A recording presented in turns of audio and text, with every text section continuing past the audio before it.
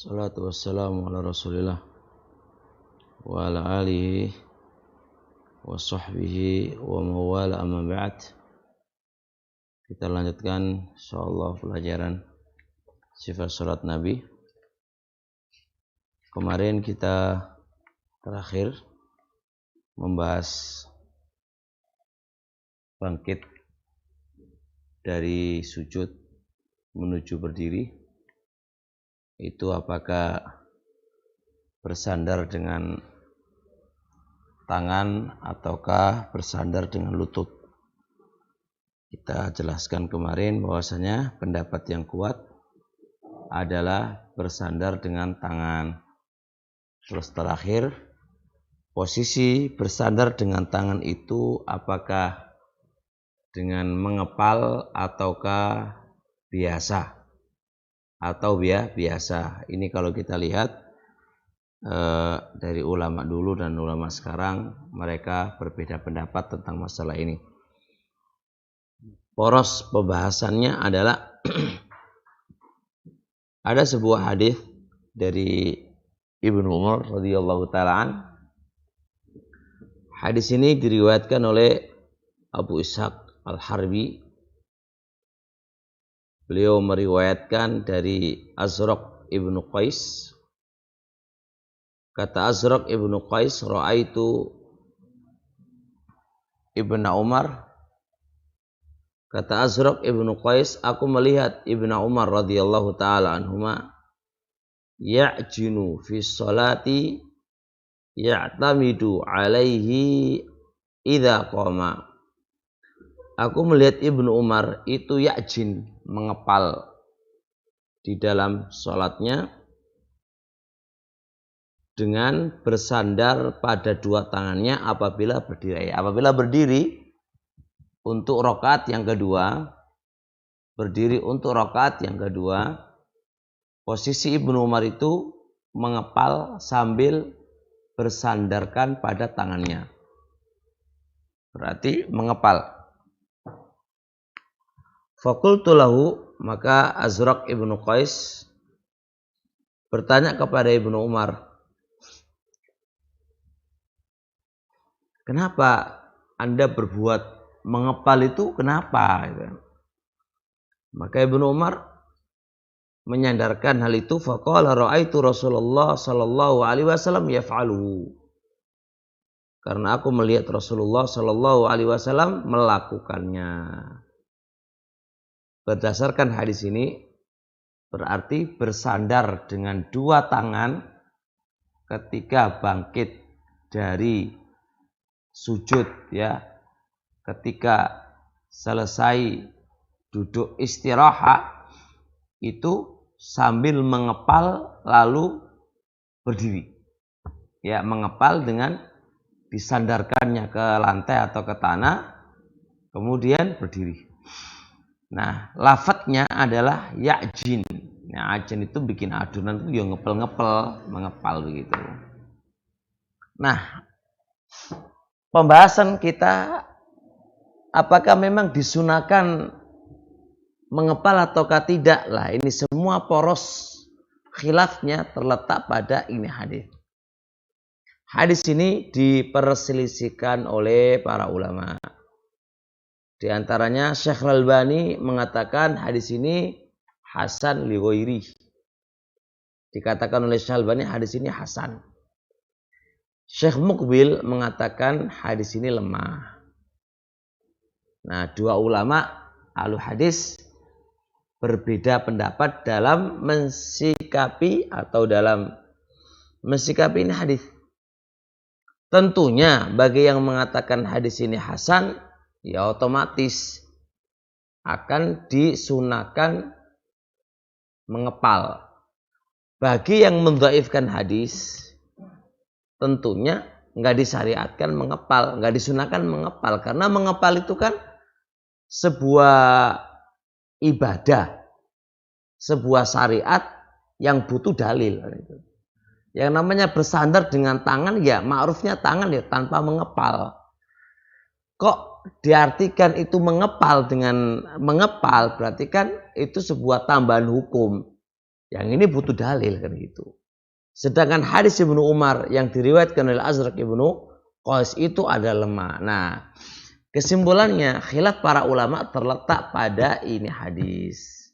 Apakah hadis ini hasan ataukah hadis ini lemah?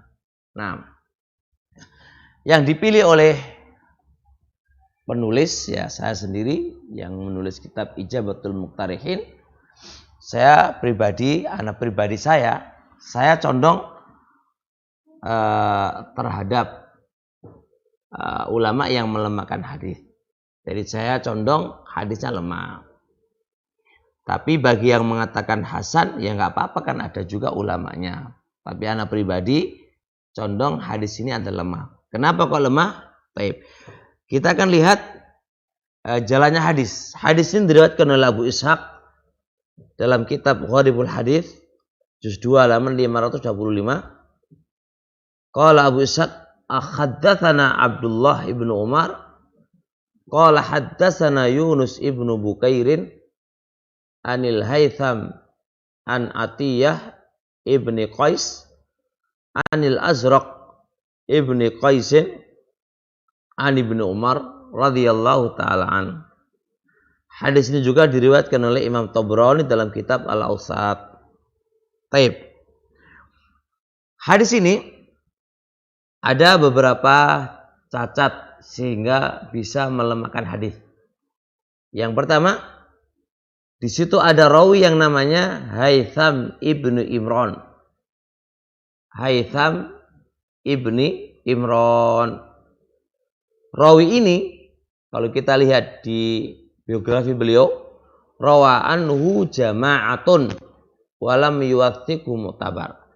Dia punya murid lebih daripada satu.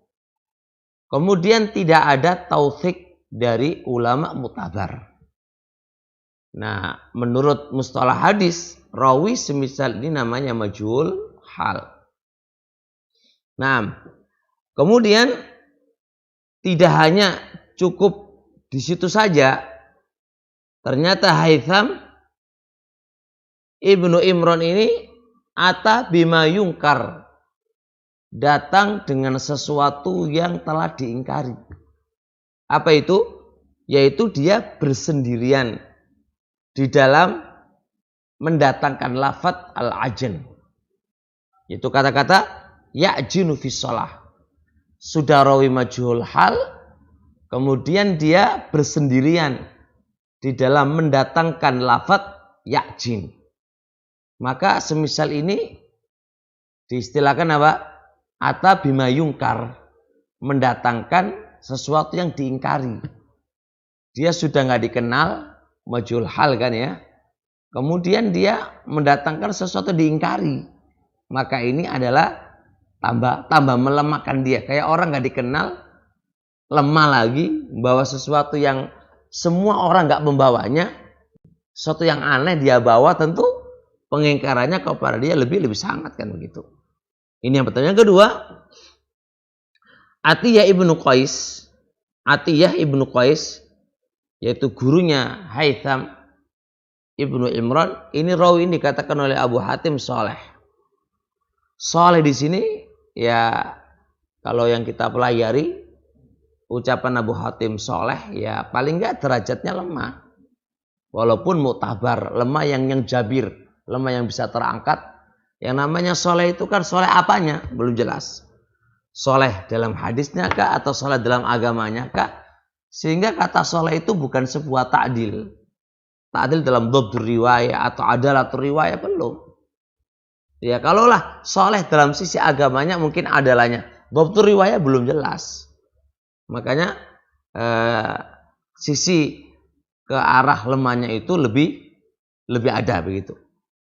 Kemudian ditambah lagi Atiyah ibnu Qais yang posisi sudah soleh ini menyelisihi rawi yang lain. Di antaranya menyelisih Sodaqah ibnu Yasar dan menyelisih Amash. Sodaqah ibnu Yasar meriwayatkan dari Mughirah ibnu Hakim. Dia melihat Ibnu Umar, ini adalah perbuatan Ibnu Umar. Tidak ada penyebutan kata-kata apa? Ya'jin, itu nggak ada. Jadi Shodaqah ibnu Yasar meriwayatkan dari Mughirah ibnu Hakim bahwasanya Mughirah ibnu Hakim itu melihat Ibnu Umar itu bukan kok mengepal, tapi apa? Tapi ketika dia bangkit dari sujud, ya itu menyandarkan dua kakinya, bukan kok Ya'jin, enggak. Kemudian Amas juga meriwayatkan dari Khaythamah dari Ibnu Umar yang dikerjakan oleh Ibnu Umar itu bukan Ya'jin tangannya, tapi apa? Tapi bersandar pada telapak kakinya ketika bangkit dari sujud, ya mau berdiri itu bersandar dengan apa? Dengan telapak kakinya yang kemarin kita jelaskan itu loh. Ada bersandar dengan tangan, ada yang bersandar dengan apa? Tumitnya itu, telapak kakinya itu kan. Nah, justru Shodaqah ibnu Yasar itu meriwayatkan dari Mughirah ibnu Hakam, dia melihat Ibnu Umar itu bukan Ya'jin dengan kedua tangannya, tapi apa? Tapi justru bersandar dengan dua telapak kakinya untuk bangkit. Begitu pula juga A'mas. Kesimpulannya penetapan hadis ini terangkat atau menjadi hasan itu ya agak berat karena ada 3 cacat tadi. Yang pertama tadi siapa? Haytham ibnu Imran, rawi yang majhul hal. Kemudian yang kedua ada Atiyah ibnu Qais yang kata Wahid mengatakan soleh. Kemudian juga Atiyah ibnu Qais sudah lemah tapi menyelisih orang-orang yang lebih thiqah dari dia, ya kan, lebih baik daripada dia. Maka kesimpulannya hadis tentang ajn itu adalah hadis yang lemah.